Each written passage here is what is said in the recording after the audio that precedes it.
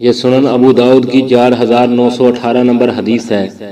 اس حدیث کے راوی ابو ہریرہ رضی اللہ تعالیٰ عنہ ہیں۔ وہ بیان کرتے ہیں کہ رسول اللہ صلی اللہ علیہ وسلم نے فرمایا، المؤمن مرآۃ المؤمن، مومن مومن کا آئینہ ہے۔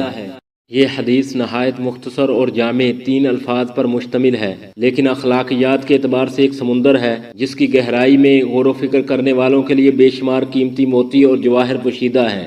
اس حدیث کو سمجھنے کے لیے ضروری ہے کہ ہم آئینے کی صفات اور خصوصیات کا پتہ لگائیں، کیونکہ رسول اللہ صلی اللہ علیہ وسلم کا فرمان ہے، مومن مومن کا آئینہ ہے۔ آئینے کی پہلی خوبی یہ ہے کہ وہ ہمیشہ سچ بولتا ہے۔ اس طرح ایک مومن کو چاہیے کہ وہ ہمیشہ سچ بولے، اپنے بارے میں یا اپنے بھائی کے بارے میں کبھی غلط بیانی نہ کرے۔ آئینے کی دوسری خوبی یہ ہے کہ وہ مبالغے سے کام نہیں لیتا ہے، جو نظر آتا ہے وہی دکھاتا ہے۔ اس طرح ایک مومن کو بھی چاہیے کہ وہ کسی مومن کی اچھائی یا برائی بڑھا چڑھا کر پیش نہ کرے۔ آئینے کی تیسری خوبی یہ ہے کہ آئینہ اچھائیاں اور برائیاں دونوں بیان کرتا ہے۔ ایک مومن کو بھی چاہیے کہ جب وہ کسی کے بارے میں تبصرہ کرے تو دونوں پہلو بیان کرے، ایک پر اکتفا نہ کرے۔ آئینے کی چوتھی خوبی یہ ہے کہ آئینہ عیب صرف اسی کو بتاتا ہے جس کے اندر ہو، سب کے سامنے نہیں بتاتا ہے۔ ایک مومن کو بھی چاہیے کہ اپنے مومن بھائی کو نصیحت سب کے سامنے نہ کرے، بلکہ تنہائی میں اسی کو کرے اور اس کی غیر موجودگی میں اس کے عیبوں کو بیان نہ کرے۔ آئینے کی پانچویں خوبی یہ ہے کہ آئینہ بار بار بتاتا ہے، اکتاتا نہیں ہے۔ اس طرح مومن بھی نصیحت کرنے سے کبھی اکتاتا نہیں ہے، مایوس نہیں ہوتا ہے۔ آئینے کی چھٹی خوبی یہ ہے کہ آئینہ دیکھنے والا جب آئینہ دیکھ کر اپنے داغ دھبے کو دور کر لیتا ہے تو آئینہ اسے وہی عیب یاد نہیں دلاتا ہے۔ ایک مومن بھی گناہ سے توبہ کرنے والے کو اس کی سابقہ غلطیوں پر ملامت اور لعن طعن نہیں کرتا ہے۔ آئینے کی ساتویں خوبی یہ ہے کہ وہ بے غرض ہوتا ہے، کسی کی خوبصورتی اور بدصورتی بیان کرنے میں دنیاوی مفادات سامنے نہیں رکھتا ہے۔ ایک مومن بھی نیکی کو بیان کرنے میں اور برائی سے روکنے میں دنیاوی مفادات کو سامنے نہیں رکھتا ہے۔ آئینے کی آٹھویں خوبی یہ ہے کہ اس کی نظر میں سب برابر ہیں، خواہ فقیر ہو یا بادشاہ۔ آئینہ کسی کا مقام و مرتبہ نہیں دیکھتا ہے، بے خوف و خطر حقیقت کا اظہار کرتا ہے۔ اس طرح ایک مومن ظالم بادشاہ کے سامنے بے خوف و خطر حق بات کہہ دیتا ہے۔ آئینے کی نویں خوبی یہ ہے کہ آئینہ منہ کی بات منہ پر کہتا ہے، اپنی میموری میں کچھ سیو نہیں کرتا ہے، بلکہ آپ کو آپ کی براہ راست صورت دکھاتا ہے، آپ کے جانے کے بعد وہ تصویر مٹا دیتا ہے۔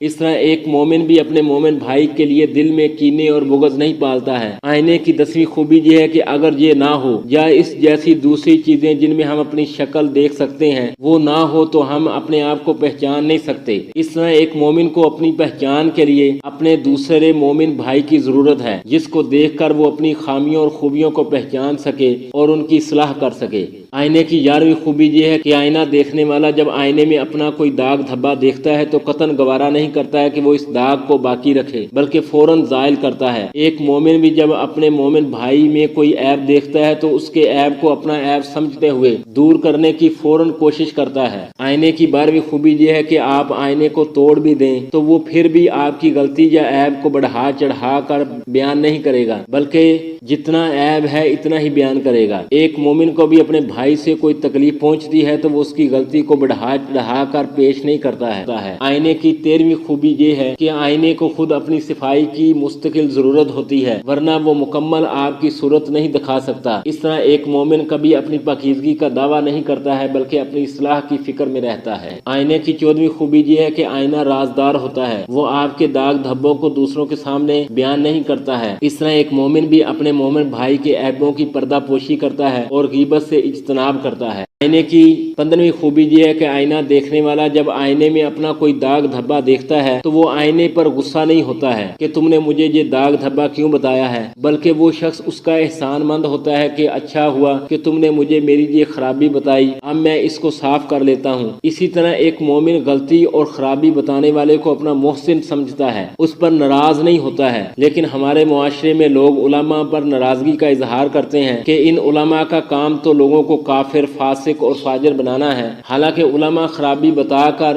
اس بندے پر احسان کر رہے ہوتے ہیں کہ وہ اپنی اصلاح کی فکر کرے اور آئینے کی طرح علماء پر ناراض نہ ہو اور اس خرابی کو دور کرے۔ رہا علماء پر اعتراض کہ یہ کافر اور فاسق بناتے ہیں، تو اس کا جواب یہ ہے کہ علماء لوگوں کو کافر بناتے نہیں بلکہ کافر بتاتے ہیں۔ جب کوئی شخص کوئی کفریہ کام کرتا ہے تو علماء یہ بتاتے ہیں کہ تمہارا یہ عمل کفر ہے، جس طرح آئینہ تمہیں بتاتا ہے کہ تمہارے چہرے پر دھبا لگا ہوا ہے۔ آئینہ آئینہ داغ بناتا نہیں اور لگاتا نہیں ہے، اس طرح علماء بھی کافر، فاسق اور فاجر بناتے نہیں ہیں، بلکہ بتاتے ہیں کہ یہ کفر کا عمل ہے یا یہ بدعت ہے، اس سے بچو۔ اور جس طرح آئینے کو داغ دھبا بتانے پر برا بھلا نہیں کہا جاتا اور نہ الزام لگایا جاتا ہے کہ اس نے دھبا لگایا ہے، بالکل اسی طرح علماء پر بھی یہ الزام نہیں لگانا چاہیے کہ انہوں نے کافر، فاسق یا فاجر بنا دیا، اور ان پر ناراضگی کا اظہار نہیں کرنا چاہیے، بلکہ ان کے احسان مند ہونا چاہیے کہ انہوں نے ہمیں ہمارا عیب بتا دیا ہے، اب ہم اس کی اصلاح کریں گے۔ جس طرح ہمارا رویہ ڈاکٹر کے ساتھ ہے، ایسے ہی علماء کے ساتھ ہونا چاہیے۔ جب ڈاکٹر یہ بتاتا ہے کہ تمہارے اندر فلاں بیماری ہے تو ہم ڈاکٹر پر الزام نہیں لگاتے ہیں کہ ڈاکٹر نے ہمیں بیمار بنا دیا، بلکہ ڈاکٹر کو اپنا محسن سمجھتے ہوئے اس سے اپنا علاج کرواتے ہیں۔